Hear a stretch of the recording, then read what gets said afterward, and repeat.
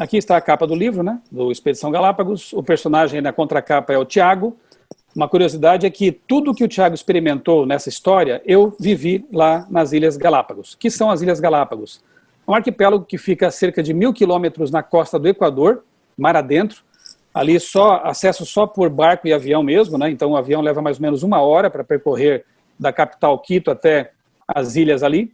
São várias ilhas, 4 são as principais, onde há mais pessoas ali e vários pontos turísticos, né?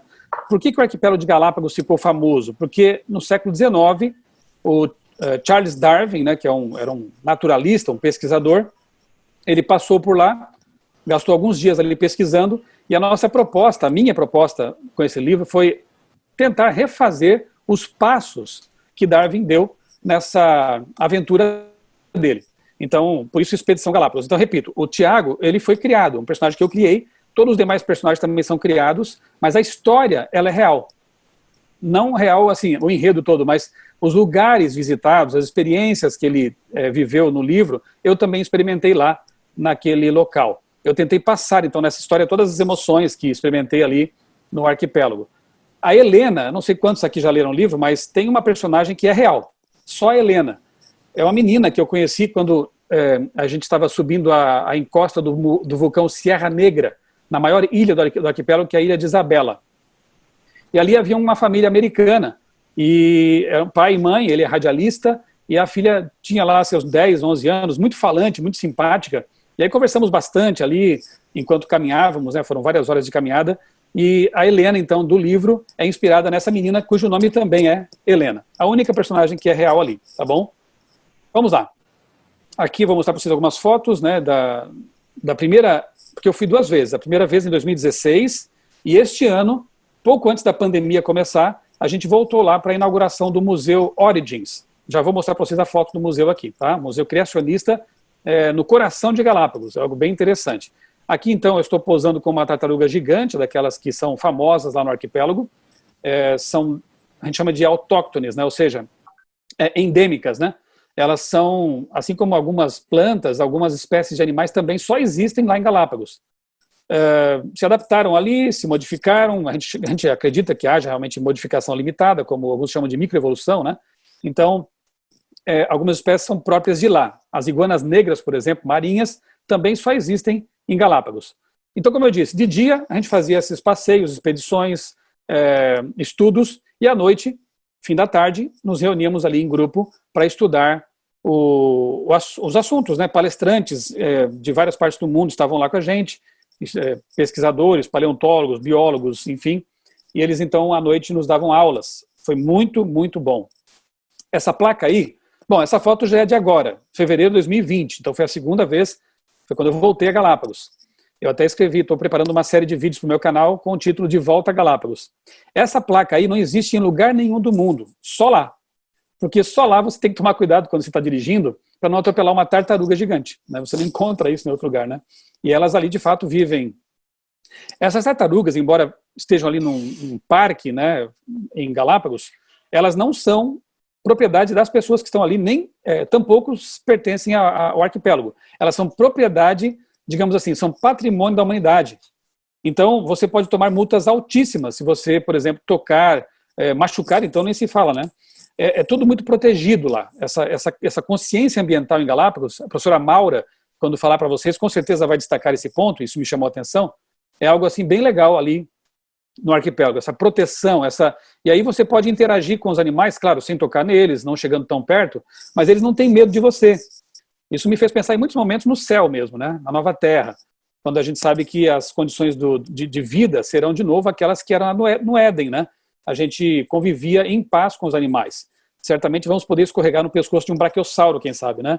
E tocar e interagir com esses bichinhos, como hoje nem sempre é possível. Mas lá em Galápagos, se não fosse pelo cuidado que tem que ter em não chegar muito perto, por que não pode?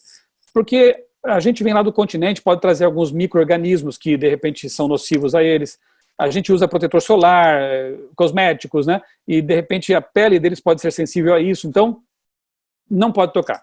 Pode ver de perto, bem perto, mas não tocar. E esse cuidado é necessário. Se não fosse isso, esses bichos viriam até a gente mesmo e eles tocariam na gente, porque são muito mansos e eles sabem que não vão ser perseguidos, atacados, né, porque já vem tantas pessoas todos os dias que não fazem isso, então eles se acostumam, né, e é muito bonito muito bonita essa interação. Esse é o Museu Origins, é o Museum of Nature, que foi inaugurado lá pela Igreja Adventista, Educação Adventista, e ali tem um acervo de fósseis, informações assim bem interessantes sobre o arquipélago, sobre preservação. Ali hospeda também pesquisadores, vai começar a receber pesquisadores para passar um tempo ali em Galápagos e realizar suas pesquisas. A professora Maura, com certeza, vai falar mais para vocês sobre esse museu na próxima aula aqui, né? Esse é o logotipo, ficou bem bonito, né? Origins. Aqui, só para vocês terem uma ideia do interior dele, né? É um museu de ciências, assim, bem tecnológico, né? Tem totens ali com informação, um bocado de coisa interessante ali dentro. Muito bem.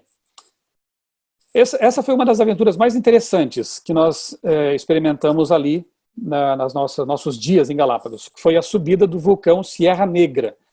É a segunda maior caldeira vulcânica do mundo, a maior das Américas. Uma caminhada de cerca de 2 horas, mais ou menos. A gente sai de uma altitude ali de 900 metros, vai até 1000 e pouquinho, né? E ali em cima a gente tem essa cena aqui, ó, que é uma coisa realmente fantástica, né? É uma caldeira cujo diâmetro tem vários e vários quilômetros, né? São 10, 12 quilômetros de extensão de um lado ao outro, né? E uma circunferência gigantesca, são muitos quilômetros. Isso aqui, na verdade, foi um vulcão que no passado subiu, forma aquele cone, né? Que a gente conhece bem. Aí sobe aquele cone, há uma explosão, há uma emissão ali de um derrame de lava, e depois esse cone todo colapsa, ele desmorona, ele implode, e forma então essas caldeiras assim, caldeiras vulcânicas. A cada 5 anos, mais ou menos, há algum pouco de atividade vulcânica ali, mas atualmente já não é mais tão perigoso, né? Não tem acontecido mais atividades vulcânicas tão drásticas ali no arquipélago.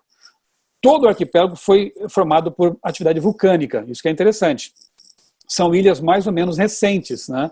E a gente vê em vários pontos lá muito material vulcânico, rochas vulcânicas, tudo meio escuro assim, né? É um local assim bem interessante. Aqui então outro ângulo, né, da caldeira do vulcão Sierra Negra. Então tudo ali embaixo, essa parte escura, é resultado de múltiplos derrames de lava que formam depois essa rocha chamada basáltica, ok? Aqui outra expedição bem interessante, que são os túneis de lava. Ali tem alguns no arquipélago também. O que são os túneis de lava? Quando há atividade vulcânica, por baixo da terra, alguns veios de rocha aquecida, que são lava, né? Eles vão percorrendo assim, como se fossem... Pensa assim, ó, a ilustração que me fizeram lá eu achei bem interessante para entender. Pensa num chocolate, ok? Aquecido. Depois que ele resfria, ele está derretido, vai resfriando, forma uma crosta, porque a parte que está em contato com o ar resfria mais rapidamente, e dentro ele permanece ainda aquecido. Então, aquilo que está ali mole por dentro e quente, continua escoando, né? Pela gravidade, pela pressão, enfim, por várias pressão dos gases. E aquilo que estava quente por dentro, derretido, escoa e depois some, vai para baixo ou para cima e deixa atrás de si um túnel escavado na rocha. Então, esse túnel aqui, por exemplo, é uma caverna feita por lava. Não sabemos quando foi isso exatamente, né? em que tempo foi isso, mas ficam essas formações. E a gente atravessou algumas delas ali, é bem interessante. Dá para ver na parede ali as marcas, né, do atrito, digamos assim, né, da lava percorrendo esse espaço, esses túneis. Aqui eu vou mostrar um vídeo para vocês das famosas iguanas negras marinhas de Galápagos. Olha aí. Como eu disse, é uma espécie que você só encontra ali no arquipélago de Galápagos. Ela é como as outras, né? Só que muda a coloração e o comportamento. Se você for, por exemplo, lá para o continente, lá em Equador, você encontra também iguanas, mas a coloração é diferente. E essas aqui de Galápagos adquiriram um comportamento interessante. Elas aprenderam a mergulhar e comer algas. É um comportamento bem diferenciado. Por quê? Foi necessidade, né? Como a alimentação ali era escassa, elas tiveram que desenvolver esse comportamento. Todas elas são vegetarianas, mas as marinhas de Galápagos comem alga marinha. Isso aí, os evolucionistas chamam de evolução.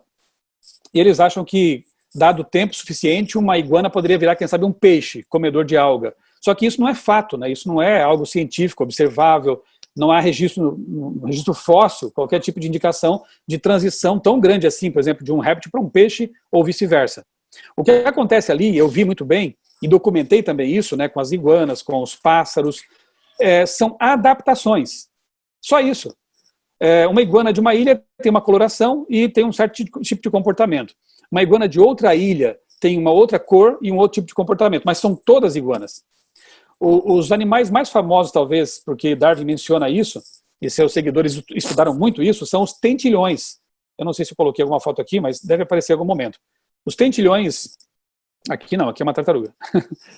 Os tentilhões são os nossos pardais. E lá, em Galápagos, como são ilhas separadas, a gente percebe bem assim a variação entre eles. Tem tentilhões pretos, tentilhões cinzas, bicos mais compridos, mais curtos, mas, repito, são todos tentilhões. O que houve ali, repito também, foram variações, adaptações, né? Tem um cientista criacionista que chama de diversificação de baixo nível. Não existe macroevolução. Essa coisa de uma ave como o tentilhão se tornar uma ave como um urubu, grande, totalmente diferenciado, né? Isso não existe, nunca existiu na natureza esse tipo de coisa. Essa tal de macroevolução, que é um argumento muito usado pelos evolucionistas, né? Então, veja, nós criacionistas fomos a Galápagos, andamos por onde Darwin andou e não vimos o que Darwin viu, nem tudo que ele viu, né? Nós vimos outras coisas porque temos lentes diferentes, nós nos pautamos por outros pressupostos científicos, digamos assim. Nós cremos que Deus criou as espécies e elas foram se modificando limitadamente, né? Nós temos isso na nossa espécie humana também, né? Nós temos brancos, negros, amarelos, uma variação bem interessante, bem grande na espécie humana. Isso acontece também entre os animais, entre as plantas, mas não acontece a tal da macroevolução, porque isso não é fato, né? Aqui foi uma surpresa que eu tive no último dia. A gente fez vários mergulhos ali entre as ilhas, né? E o meu sonho era poder filmar uma tartaruga marinha. Elas são lindas, elas têm barbatanas, nadadeiras bem grandes, né? São muito bonitas. E grandes, algumas têm 1 metro e meio, quase, assim, bem grandes. E eu já tinha filmado vários peixes, até tubarões, eu filmei ali, tubarões pequenos, não tem perigo nenhum, porque eles são bem alimentados, abundância de peixes ali, não atacam a gente nunca. Mas eu queria ir embora com o registro de uma tartaruga. Aí no último dia, no último mergulho, Deus foi muito bom comigo. Olha só o que eu consegui filmar. Isso aí, eu mesmo estava mergulhando lá e registrei. Quando eu vi essa tartaruga nadando para frente, eu nadei rapidamente atrás dela, né? E pensando, eu vou perder, porque se ela se mover rapidamente, ela vai embora rápido, né? Mas ela deu meia volta, quase, olha aí, e posou para a minha câmera. Eu fiquei muito contente com esse presente aí. Não é bonita?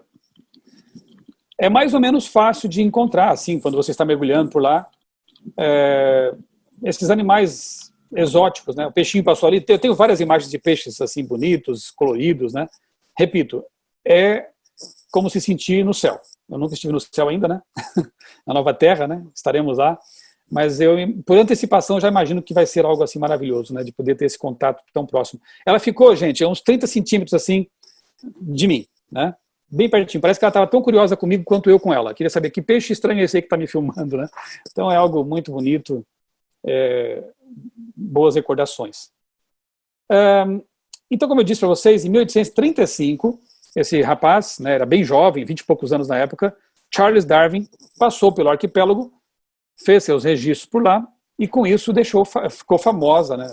Ficaram famosas as ilhas de Galápagos, pela presença dele. Você encontra camisetas, chaveiros, tudo ali com essa imagem de Darwin, a evolução, embora o povo lá seja bem cristão e não seja evolucionista. Eu achei interessante isso. Eu conversei com muita gente, pesquisei lá, e a maioria disse para mim assim, olha, a gente só usa esse assunto aí para vender camiseta mesmo, porque ali tem igrejas, né? Tem uma boa igreja adventista, uma escola adventista criacionista. Aquele museu ali criacionista fica na Avenida Charles Darwin, olha que interessante.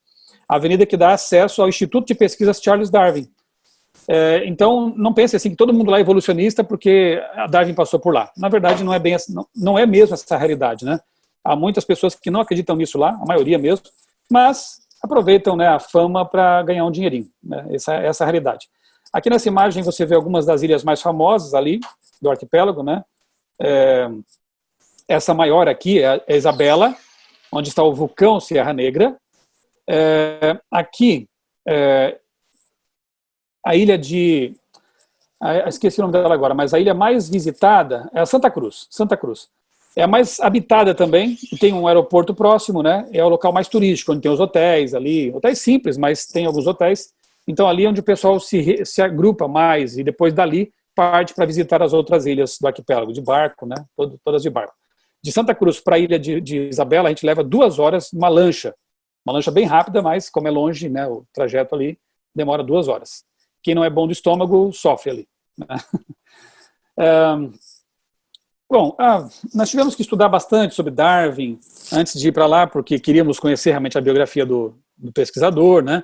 Na infância, Darwin teve a influência dos avós dele, que eram ateus praticamente, não criam na criação segundo a Bíblia, então você já vê que a influência desse menino foi lá da infância mesmo, né?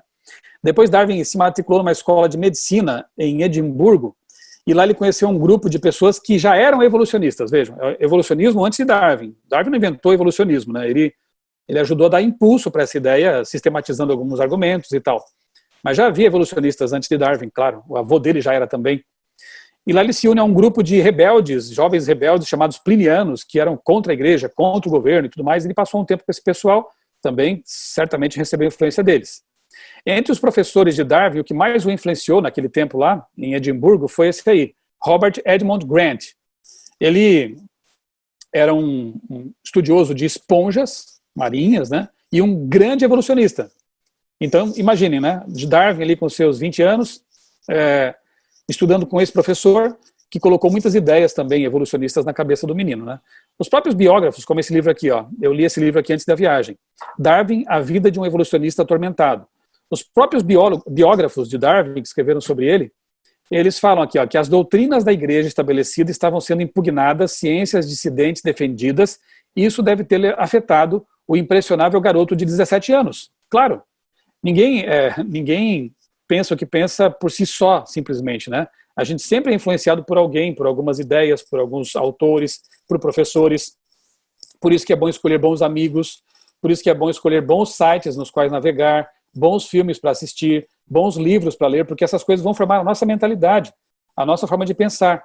Aqui vemos um exemplo, né? Darwin sendo influenciado por parentes, por professores, vivia numa Inglaterra ali fervilhante, quando vocês estudarem sobre a Revolução Industrial, vocês vão entender o que estou falando. Então, todo mundo é um produto do seu meio, né? E Darwin também foi, claro. Um dos autores que Darwin mais apreciava, que mais leu e apreciou, foi Charles Lyell, outro Charles, né? Com esse livro aí, ó, Princípios de Geologia. Por que Darwin gostou desse livro? Porque aqui, esse autor apresenta uma ideia contrária à Bíblia, de que o mundo, primeira vez que alguém propõe uma coisa assim, né? Ou pelo menos publica algo sobre isso, que o mundo e a vida teriam milhões e milhões de anos, e não apenas os milhares de anos que a Bíblia atribui à vida, né? E assim ele ia contra realmente uma ideia estabelecida pela Bíblia, pela igreja, de uma vida recente na Terra. Claro que Darwin adorou esse livro, por quê? Para que a teoria da evolução que ele propôs pudesse acontecer com essas macroevoluções, era necessário realmente que o mundo e a vida tivessem milhões e até bilhões de anos. Porque eles acham quase que o tempo é um deus, né? Dado o tempo suficiente, qualquer coisa pode acontecer, pode surgir. Então, esse livro aqui de Charles Lyell caiu na mão de Darwin, assim como serviu como uma luva para ele. Ele gostou muito, porque era um argumento que vinha da geologia, que dava força para suas ideias evolucionistas, né? Bem, ele levou esse livro a bordo do navio Beagle, né, quando ele viajou por 5 anos, viajando o mundo aí com o capitão desse navio, leu esse livro a bordo, estudou e tudo mais. Aqui estão os tentilhões que eu mencionei, né, vejam como há realmente variação entre eles, bicos maiores, coloração diferenciada, mas, repito, todos são tentilhões, todos podem cruzar uns com os outros, porque são ainda pertencentes à mesma espécie, né, com algumas variações limitadas. Aqui, 2 tipos de iguanas, você percebe que elas são muito semelhantes, né? Tem a iguana negra marinha e a iguana laranja, né? Que é muito vista por lá também em outras ilhas. Então, repito, são iguanas também, a mesma espécie, com algumas variações limitadas. E isso existe, isso o criacionismo aceita tranquilamente, porque é um fato, né? Seleção natural, isolamento geográfico, adaptações. Não aceitamos, repito, para ficar bem claro, a chamada macroevolução, de que se dado o tempo suficiente, uma iguana poderia virar, quem sabe, um crocodilo gigante, né? Ou algo assim. Não, isso não acontece. Vamos avançar aqui para algumas coisas mais interessantes, deixa eu ver.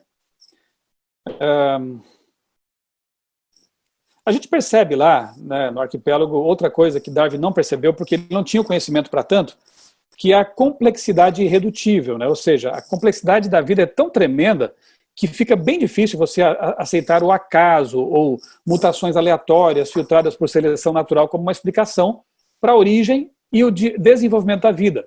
Por exemplo, eu gosto de mostrar essa animação aqui, ó. Quero ver se você sabe do que se trata. Isso é uma bactéria flagelada, né? Uma bactéria que tem um rabinho, digamos assim, né? Um flagelo, um chicotinho que faz com que ela se mova. E dentro dela, olha só, tem um motor elétrico. Esse motor funciona com energia elétrica. Ali está o fluxo de íons indicado por aqueles pontinhos, né? A bactéria consegue acelerar a sua locomoção acelerando o motor ou frear, estacionando ali, né, quando ela quer no meio líquido. Me digam, se vocês vissem um motor de um carro e alguém dissesse assim, isso aí apareceu do nada, vocês aceitariam essa suposta explicação? De jeito nenhum, né? A gente sabe que se existe um motor, se existem componentes, se existe uma indicação de projeto, isso indica um projetista. Se você vê uma bactéria dessa com um motor muito mais eficiente que qualquer motor que um ser humano possa ter inventado, você vai concluir o quê? Que esse tipo de coisa aparece por si só na natureza ou teve um projetista por trás disso? Não se esqueçam de que há bactérias bondosas também, né? Bactérias do bem. Né? As do mal só vieram depois do pecado. Então, quando a gente fala em bactéria, alguns já pensam, mas peraí, a bactéria é do mal, como é que ela pode ser criada por Deus, né? Não. Deus criou tudo que é perfeito e bom. Infelizmente, o pecado trouxe degeneração, alterações e prejudicou demais a vida também na Terra, tá bom? Tem muita coisa interessante que dá para mencionar com respeito à complexidade da vida, né? Por exemplo, o que vocês acham que é isso aqui? A foto indica claramente que é uma engrenagem, né? São duas rodas dentadas, uma engrenagem, perfeito. Agora, de quem é essa engrenagem? Isso que é o mais interessante. Eu vou mostrar para vocês aqui uma reportagem da Scientific American. Como é que está o inglês de vocês? Eu não tive tempo de legendar esse vídeo, então, se vocês estão bem no inglês, vocês vão acompanhar aqui a reportagem. Mas basta ver onde aparece essa engrenagem. This jumping insect is a juvenile Issus coleoptratus, also known as a plant hopper. It makes a living hopping from plant to plant and extracting sugar from the plant's veins. Unlike many jumping insects, the plant hopper's legs sit directly under its body, and this creates a unique problem. Unless both legs fire with exactly the same force and within microseconds of each other, Issus goes spinning through the air like a poorly thrown frisbee. In contrast, a grasshopper's legs are positioned on the outside of its body, which gives it a larger margin for air when taking off. A new study in the journal Science reveals how Issus has resolved this problem. On the inside of the insect's thighs are two sets of teeth. When it jumps, the teeth lock together, moving past each other at a rate of 50,000 teeth per second. This keeps the plant hopper's legs perfectly synchronized. According to the researchers, it's the first time that real working gears have ever been described in an animal, and they may be the first to have appeared on planet Earth. The plant hopper has been around for many millions of years, long before humans invented their own version of the gear. For Scientific American, I'm Eric Olson. Você percebeu que ele fala ali em milhões de anos? Porque para eles, realmente, um mecanismo tão complexo como esse não poderia aparecer. Para nós, sim, porque a Bíblia diz que Deus criou, Ele falou e as coisas apareceram. É o poder de Deus que traz à existência coisas perfeitas e complexas. Agora, se você visse uma... Quer ver? Eu vou voltar aqui para uma reportagem que eu acho curiosa, que é esta aqui, ó. Os russos encontraram alguns anos atrás, isso foi em 2013, no meio de um veio de carvão datado em 300 milhões de anos, uma peça como essa aqui, ó. Você vê que é uma parte de engrenagem, um dente de uma engrenagem metálico, uma liga metálica. Bom, mas o veio de carvão, segundo eles, tem 300 milhões de anos. Aí criou uma situação muito complicada, porque há 300 milhões de anos, no máximo, alguns dinossauros viviam por aqui, e quanto a gente sabe, a dinossauro não faz metalúrgica, não produz peças metálicas, né, não tem essas coisas, não tinha essas tecnologias. E eles não creem que seres humanos existissem nessa época também. Então, e agora? Como explicar que uma peça claramente moldada, né, estivesse ali há 300 milhões de anos no meio de um lodaçal que depois, quem sabe, virou carvão? A única explicação que alguém deu e que poderia ser talvez aceitável não para mim, claro, mas para eles, é de que há 300 milhões de anos uma nave espacial passou por aqui, uma nave alienígena, e perdeu uma peça. A peça caiu lá num banhado, num lodaçal, num charco, e depois, com o tempo, aquilo virou carvão e a peça ficou presa por lá. Sabe o que eu acho interessante, queridos? É que nenhum desses pesquisadores propôs o seguinte: pessoal, não seria possível que ao longo desses milhões de anos pedacinhos de metal fossem se juntando, se fundindo com o calor, depois com mais alguns milhões de anos eles fossem sendo moldados com o tempo, até obtermos uma peça como essa aí, de uma roda dentada? Ninguém propôs isso, sabe por quê? Porque se você encontra uma peça dessa, isso já indica automaticamente que alguém fez. Isso é design inteligente, entendeu? Isso é pressuposição de que alguém inteligente fez, mesmo que seja para eles um ET, mas o acaso não funciona aqui. Bom, se o acaso não funciona aqui, que é uma coisa tão simples, como que o acaso pode funcionar aqui? A engrenagem perfeita de um inseto, aquele Issus lá da reportagem, que consegue saltar de forma sincronizada por causa dessa engrenagem entre as patinhas. Eu não consigo aceitar essa ideia de que se aquela peça teve que ter alguém para ser feita, aqui não, né? Aqui muito mais. Isso é uma evidência tremenda de design inteligente, de um criador inteligente por trás dessas coisas maravilhosas, né? Enfim, eu acho que dá para a gente parar por aqui, tem muita informação, me empolguei aqui, né? Então, eu quero mostrar essa última tela aqui para vocês. O que Darwin não viu em Galápagos? Ele não viu evidências de macroevolução. Por quê? Porque não existem. Simplesmente não existem. E nós também não vimos isso lá. Ele não viu evidências de design inteligente, como aquela engrenagem, como aquele rotor bacteriano. Por quê? Porque ele não quis ver. E também porque ele não conseguia ver, né? Como a complexidade redutível, por exemplo. Darwin não tinha sequer um microscópio, naquele tempo não tinha. Microscópio avançado como os nossos hoje, que conseguem entrar numa célula e ver que dentro da célula, para Darwin a célula era só uma bolinha de gelatina rudimentar. A caixa preta foi aberta quando nós conseguimos, né? Quando a bioquímica foi desenvolvida, a biologia molecular, quando nós conseguimos entrar na célula e ver que lá dentro existia um universo vasto, com organelas, com robôs moleculares, com informação genética, porque informação não surge do nada, precisa de uma fonte informante. Então Darwin não viu coisas porque ele não pôde ver, porque de fato não tinha conhecimento naquela época, e não viu coisas porque ele também não quis ver, porque a visão de mundo dele estava já moldada, formatada por ideias evolucionistas, ateístas, antibíblicas. Então, a formação dos óculos conceituais, a gente chama de cosmovisão, o jeito de ver o mundo, é algo muito importante. E ela sempre vai interferir em nossas pesquisas, é inevitável, né? Eu disse ontem na live para o pessoal de Curitiba e repito aqui, não existe total objetividade quando os seres humanos estão envolvidos, nem no jornalismo e também não na ciência, né? Porque sempre há um pressuposto, sempre há um preconceito, sempre há opiniões envolvidas. Então, eu creio que se Darwin vivesse hoje, talvez ele nem escrevesse o livro Origem das Espécies. Na verdade, o livro dele até tem um título falso, né? Porque ele não fala em momento nenhum em origem. Ele fala sobre a diversidade. E isso nós estudamos também em qualquer lugar onde vamos, né? Para onde vamos. Eu quero mostrar aqui para vocês alguns resultados de algumas pesquisas de expedições. Deixa eu já tirar aqui a apresentação. Espero que tenham gostado. Deixa eu mostrar para vocês aqui algo que eu ganhei lá em Pernambuco. Eu mostrei para o pessoal lá de Curitiba ontem, não quero deixar vocês com ciúmes. Aqui está um fóssil que eu ganhei, foi um presente lá em Pernambuco. Eu sei que você já sabe do que se trata, uma vértebra, né? Agora, de que bicho era essa vértebra? Essa é a grande questão. Alguns falam que era elefante, baleia, na verdade não. Era um bicho preguiça gigante.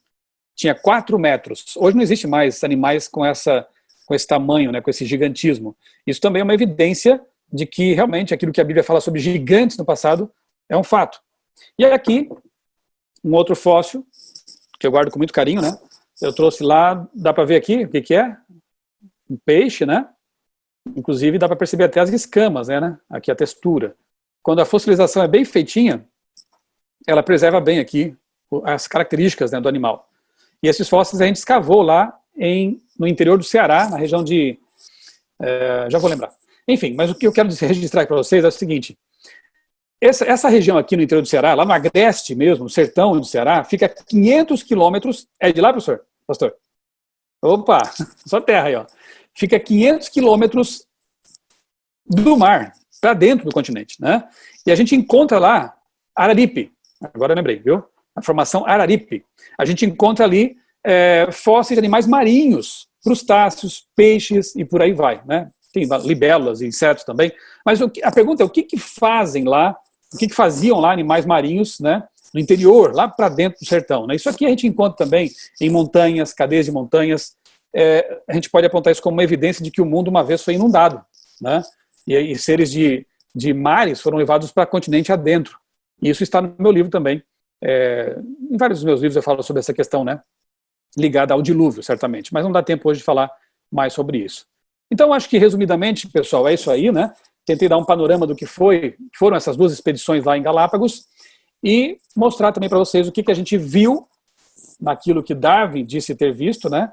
E o que a gente não viu. Veja só, o que a gente não viu do que ele disse que viu e o que a gente viu e ele não viu. Por quê? Os são diferentes. Criacionistas e evolucionistas pesquisam, estudam a natureza, investigam, publicam artigos, né? Mas as concepções filosóficas deles são diferentes. Se a gente ficasse mais assim, estritamente com os fatos, né? Talvez a conversa entre esses grupos pudesse ser mais produtiva, né? Mas muitas vezes, infelizmente, aquilo que é mais filosófico acaba interferindo na discussão, nas conclusões, enfim. O meu incentivo a vocês é que estudem, pesquisem, né? Leiam bastante sobre isso. E lembre-se, porque lá na frente vai fazer falta se você não estudou esse assunto, viu? Na faculdade, na universidade, para você se posicionar e ter uma ideia bem correta, né? Do que rola nos bastidores dessa discussão toda sobre criação e evolução. Vamos orar, então? Bondoso Deus, querido Pai, nosso Criador, nós te agradecemos, Senhor, por esses momentos em que podemos meditar, considerar o teu poder criador, as obras maravilhosas das tuas mãos, e obrigado porque um dia tu nos apresentaste ao criacionismo que nos faz encontrar um sentido para viver. Nós sabemos de onde viemos, para onde vamos, por que estamos aqui, e queremos levar essa mensagem a todo mundo, para que as pessoas possam também conhecer isso que nos alegra tanto. Dá-nos a tua paz, continua, Senhor, abençoando o Colégio de Cascavel e os demais que estão aqui conosco, representando outros colégios, que sejam instrumentos de salvação, de luz, ali onde tu os plantaste. Dá-nos a tua paz, um bom restante de dia, nós pedimos agradecidos em nome de Jesus. Amém.